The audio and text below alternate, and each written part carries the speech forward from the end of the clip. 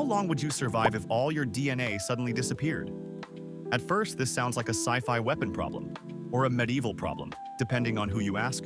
DNA is the instruction manual for every cell in your body. Each of your cells contains about 2 meters of DNA.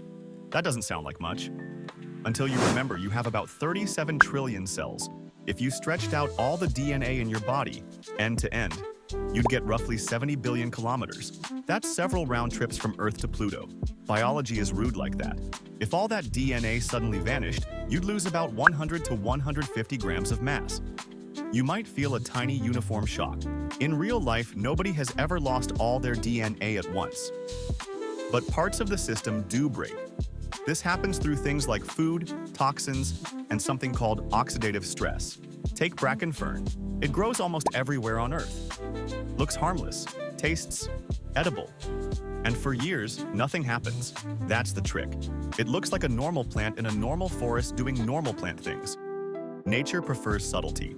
The damage doesn't show up in days. It builds quietly over 5, 10, sometimes 20 years. By the time something feels wrong, the paperwork was filed a long time ago. Inside a single cell, nothing dramatic happens. A tiny molecule appears. It touches one letter of DNA. And now, A is no longer exactly A. For months, you feel fine.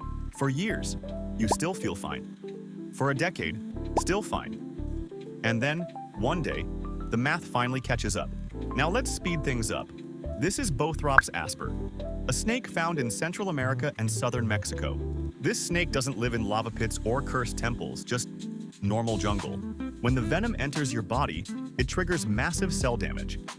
If the DNA is too broken to trust, the cell activates a program called apoptosis. Minutes pass, then tens of minutes, then hours. And by the end of the day, large numbers of cells are simply gone. Oxidative stress isn't rare. You get it from breathing, from making energy, even from just existing. These processes create reactive oxygen species, tiny, aggressive molecules. They don't come from outside.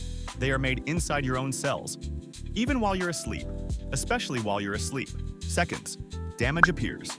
Hours, repair struggles. Days, repair fails. And eventually, the cell disappears entirely. So how long would you survive with no DNA? Probably not long at all. You'd be arrested by biology long before anyone noticed, and the system wouldn't even know what went missing.